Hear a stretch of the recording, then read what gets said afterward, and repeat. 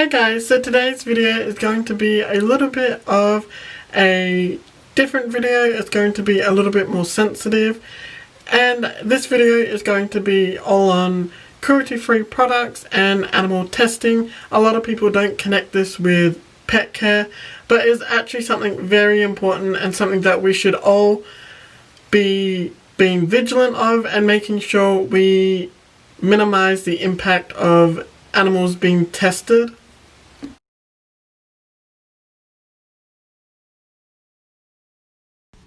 So first of all, what is animal testing? The term animal testing refers to the procedure performed on living animals for purpose of research into basic biology and diseases, assessing the effectiveness of new medical products, and testing the human health and/or environmental safety of the consumer and industry products such as cosmetics, household cleaners, food additives, pharmaceuticals, and industrial or agrochemicals. Now let's go on to what it actually involves. So it's forced chemical exposure and toxicity testing, which can include oral force feeding, forced inhalation, skin or injections into the abdomen and muscles, etc. It can also be exposure to drugs, chemicals or infection, disease at level that cause illness, pain and distress, or in worst cases death, genetic manipulation, ear knocking and tail clipping for identification, short periods of physical restraint for observation or examination, prolonged periods of physical restraint, food and water deprivation, surgical procedures, inflictions of wound, burns and other injuries to study healing, infection of pain to study the physiology and treatment, behavioral experiment designed to cause distress, so electric shocks and forced swimming, other manipulation to create animal modules of human diseases ranging from cancer to stroke to depression, killing by carbon dioxide, neck snapping, and other means of harm. So all in all, animal testing is a horrible thing, and it's so sad that companies think it's okay to get them tested on. So this is something we need to stop. And a prime example of this is those who support Petco and PetSmart and the Marshall industry, the Marshall ferret industry. You guys are directly supporting animal testing, because right now through this pandemic, ferrets across the world are being used to test vaccines for COVID, meaning they are straight up giving COVID to these ferrets, and they are being used to test the vaccines and medication on the ferrets. So good job to the people who don't do research and support Marshalls. Okay, so now that we've gone over what animal testing is and what it actually involves, let's go on to what you can do as a person to help stop the animal testing world. Well, it's pretty simple. A very basic thing that you can do is check your products, so cosmetics, cleaning, makeup, things like that. For these types of logos, you got your typical cruelty-free logo. They come in 3 different types. It's mostly a rabbit, and your vegan logos.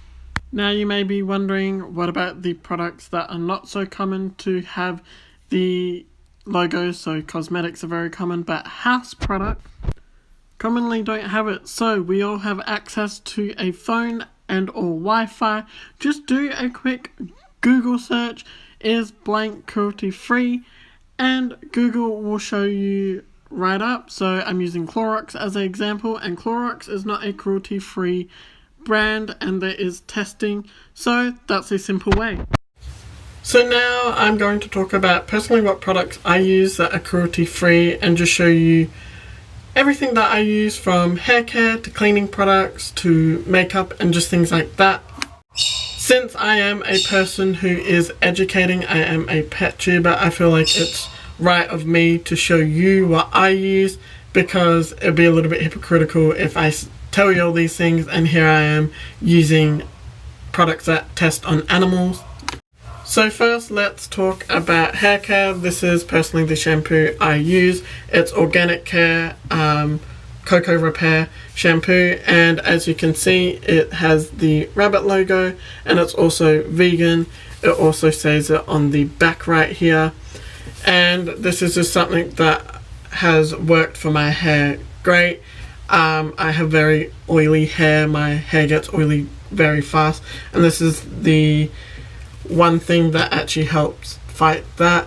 And it's vegan, it's natural, and it doesn't test on our fur babies. Then for cleaning I use Earth Choice. It's again cruelty free and vegan. It's a great choice for your cleaning products. And then something so simple is literally white vinegar. I'm sure everyone uses this for their animal. And then for makeup and skincare, I personally have very sensitive skin. No matter what products I use, my skin goes worse and breaks out more, so I just avoid really old skin care products.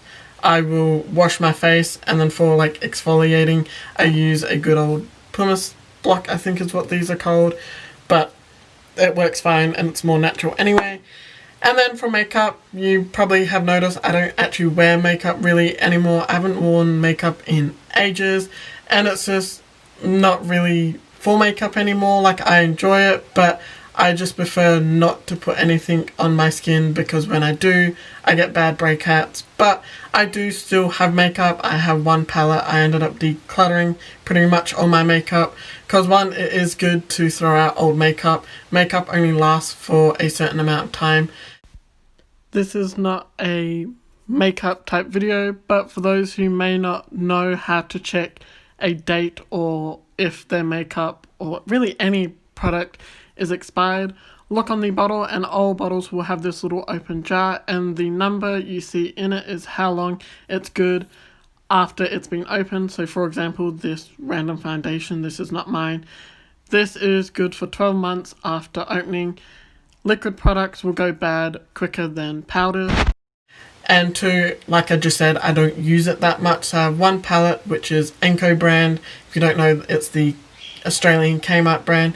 I did Google, they are cruelty free, which is good. But besides that, I'm not a big makeup fanatic.